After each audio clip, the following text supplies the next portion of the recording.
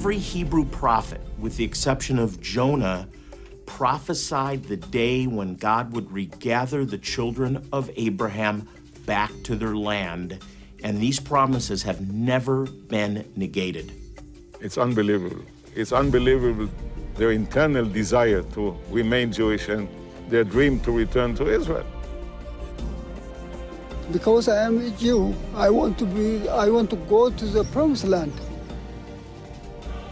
It's been always my desire to go to Israel. I am still desiring to make Aliyah to Israel.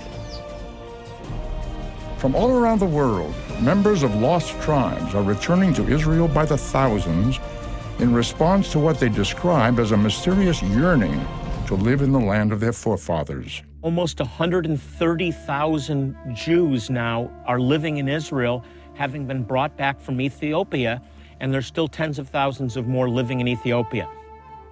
While many of these lost tribes of Israel are being discovered in remote places, ancestors of the tribes who fled to Russia, Ethiopia, and India say they feel drawn to Israel and are starting new lives there. Chinese Jews from the city of Kaifeng are also part of a returning tribe believed to have been lost.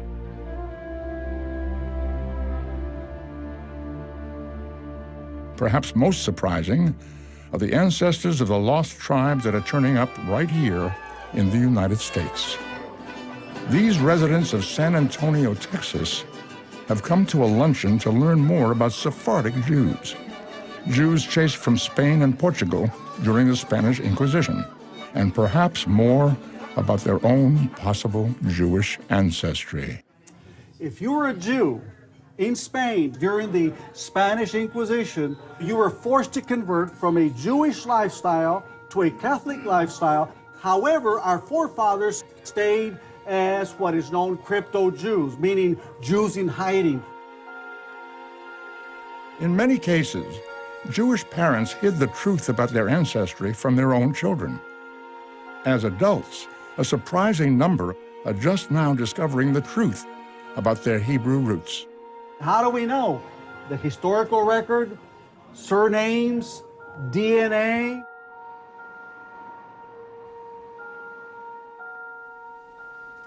DNA researchers report a dramatic increase in DNA testing of people who claim to feel Jewish and want to determine their ancestry. We've been getting phone calls from people who would say to us, I just feel that I have Jewish ancestry, but I don't have anything to prove it with.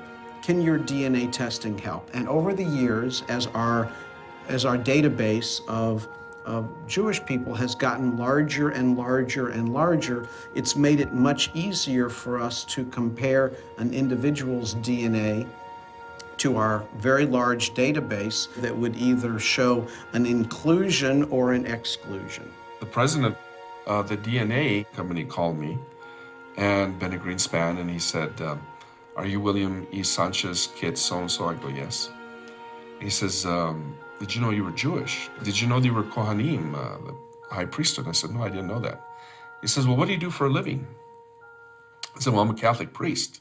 Shema Israel, Adonai Eloheinu, Adonai. When I received the results back and the Y-DNA confirming there were Kohanim, I did get invitations from many rabbis to become a rabbi. But in my heart, I felt that I already was Jewish.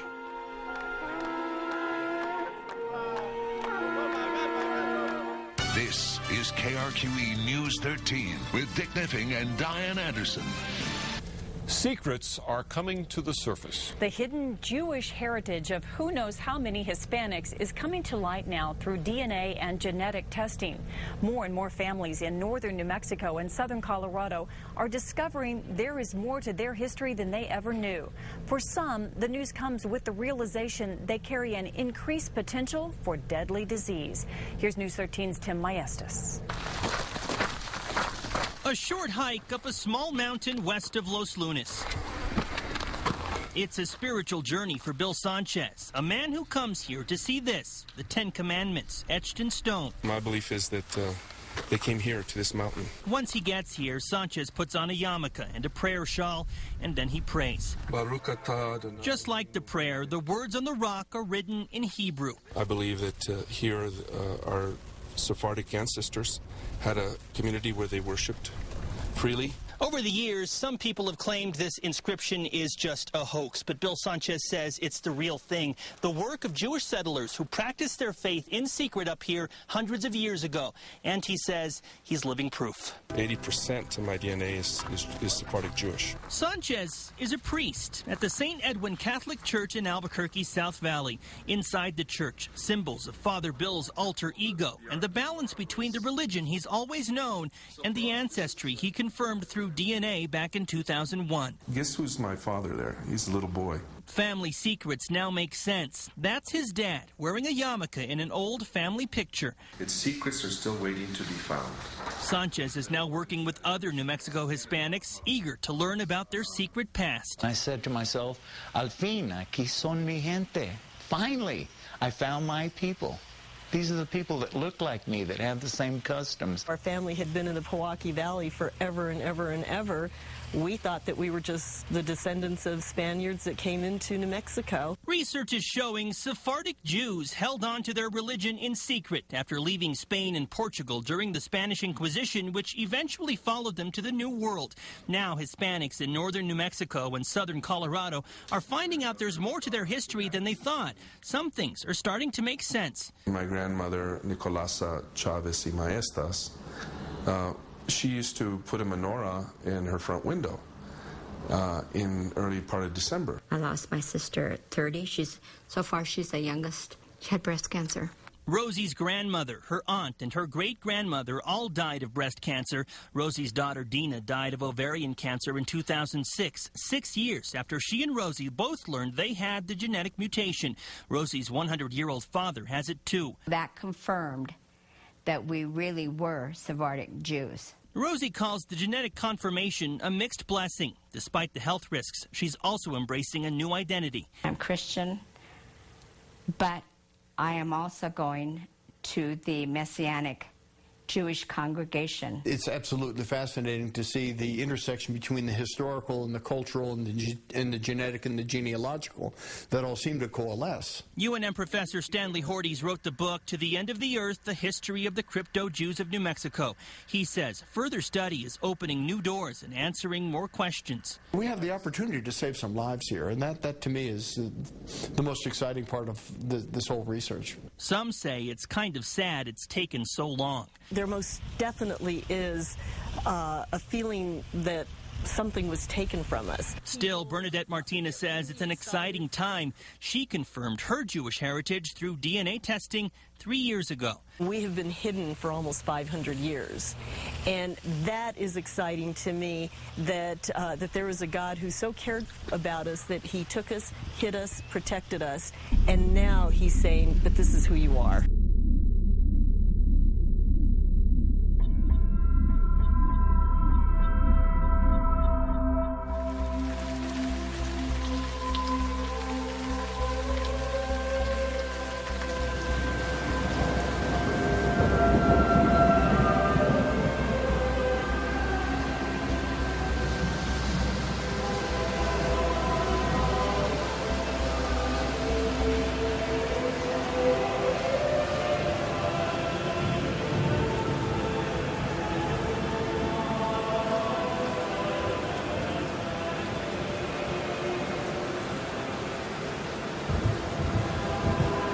Nos, don Fernando, etc., al ilustrísimo príncipe don Joan, nuestro muy caro y muy amado primogénito e universal sucesor en nuestros reinos y tierras, salud e paternal bendiction, a los lugartenientes generales, nuestros arzobispos, obispos y otros cualesquiere prelados, y a los duques, marqueses, condes y vizcondes, nobles, varones, y a cualesquiere que se digan señores de vasallos, a los gobernadores, justicias, bailes, merinos, e otros cualquiere oficiales nuestros en nuestros reinos y señoríos. The great part of this before now, and we knew that the true remedy for all these injuries and inconveniences was to prohibit all interaction between the said Jews and Christians and banish them from all our kingdoms, we desired to content ourselves by commanding them to leave all cities,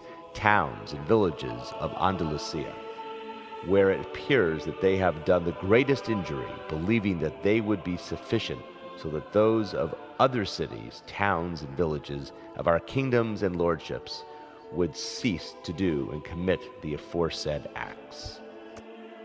Therefore, we, with the counsel and advice of prelates, great noblemen of our kingdoms, and other persons of learning and wisdom of our council, have taken deliberation about this matter, resolved to order the said Jews and Jewesses of our kingdoms to depart and never to return or come back to them or to any of them. And we command and forbid that any person or persons of the said kingdoms, of whatever estate, condition, or dignity that they may be, shall dare to receive, protect, defend, nor hold publicly or secretly any Jew or Jewess past the date of the end of July, and from henceforth forever, in their lands, houses, or in other parts of any of our said kingdoms and lordships, under pain of losing all of their possessions, vassals, fortified places, and other inheritances, and beyond this of losing whatever financial grants they hold from us by our Chamber of Finance.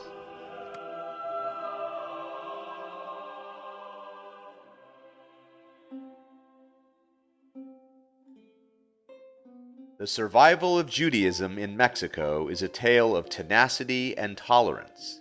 The story begins in Spain with the conversos, Jews who had converted to Christianity, always under duress. In the year 600 of the Common Era, the Visigoth king Ricard forcibly baptized 90,000 of his Jewish subjects and expelled those who would not accept Christianity. Some of the conversos continued to practice their religion secretly for almost a century, then openly during the 800 years of Moorish rule.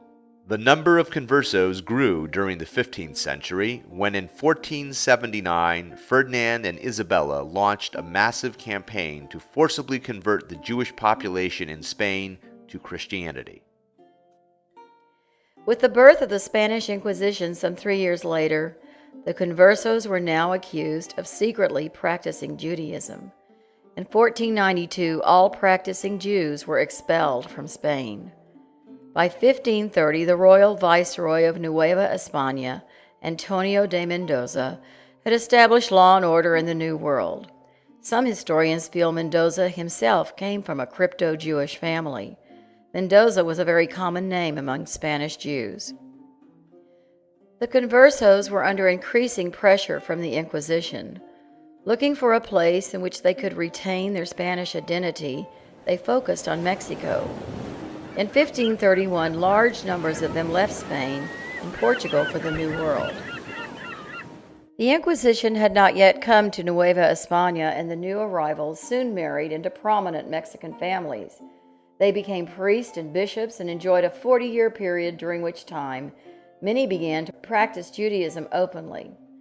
Doctors, lawyers, notaries public, tailors, teachers, and silversmiths, they brought much-needed skills to the new colony and were well received.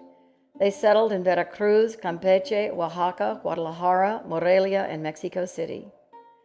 By 1571, the Inquisition had arrived in the New World, and again, both practicing Jews and conversos were under religious threat. Jews who arrived in Nueva España in 1531 in the guise of conversos were the first educated European laymen to arrive in the new colony in significant numbers.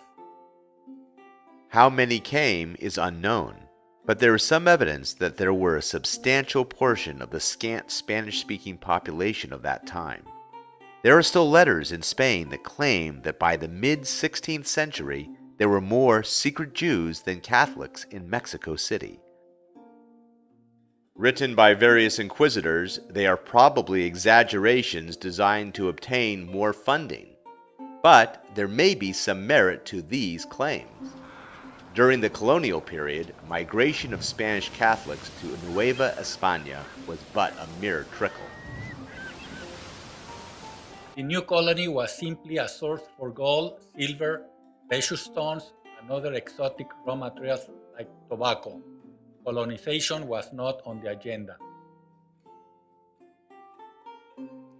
In 1579, the King of Portugal granted land for a colony north of Nueva España to a Portuguese nobleman, Luis de Carvajal, named the Kingdom of Nueva Leon. Both conversos and practicing Jews banned in the Spanish colony were welcome. But by 1641, the colony was gone. However, some of the original settlers had moved on to Texas, New Mexico, Arizona, and California, which was then still part of Mexico, bringing with them seeds of Judaism that still survive. By 1651, most of the crypto or hidden Jews had been wiped out. Their only legacy is those Mexican families, devout Catholics, who still practice some Jewish customs, most without realizing it. Those who suffered were those who had been promised a haven in the kingdom of Nueva Leon. Some of them became Catholics. Their descendants know of their Jewish heritage, but remain Christians. However, a growing number of them have left Christianity and have formally converted to Judaism, known today as Baal Teshuvah, one who has returned.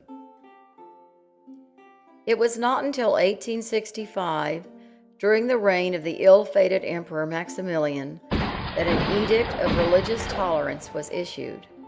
Until then, only Catholics could be citizens. Some Jews who had arrived in the guise of conversos and escaped the Inquisition may have continued to practice Judaism secretly, but it was highly dangerous. The Inquisition was never as virulent in Mexico as it was in Spain, where more than 4,000 people were burned at the stake. Many more were imprisoned for the Jewish heresy. Massacres were instigated that took thousands of lives. By contrast, between 1571, when the Inquisition was established in Mexico, and 1821, when it ended, only about 110 people were actually burned at the stake.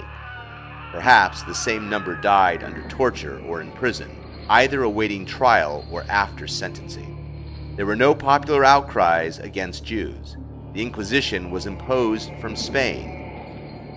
As late as 1867, there were only 20 Jewish families in Mexico City, and perhaps a dozen more in the rest of the country. It was not until late 1882, after the assassination of the Russian Tsar Alexander II, that significant numbers of practicing Jews entered the country. In 1867, Benito Juarez, a Zapoteca Indian and a liberal, dealt what amounted to a death blow to the Catholic Church. He banished the papal nuncio, seized church property, secularized hospitals run by the church, and banned priests and nuns from wearing clerical garb in public. Religious processions were prohibited. What irony if the crowning achievement of the Inquisition, the expulsion of all Jews, first from Spain and then from Portugal, ultimately led to the Spanish loss of Nueva España.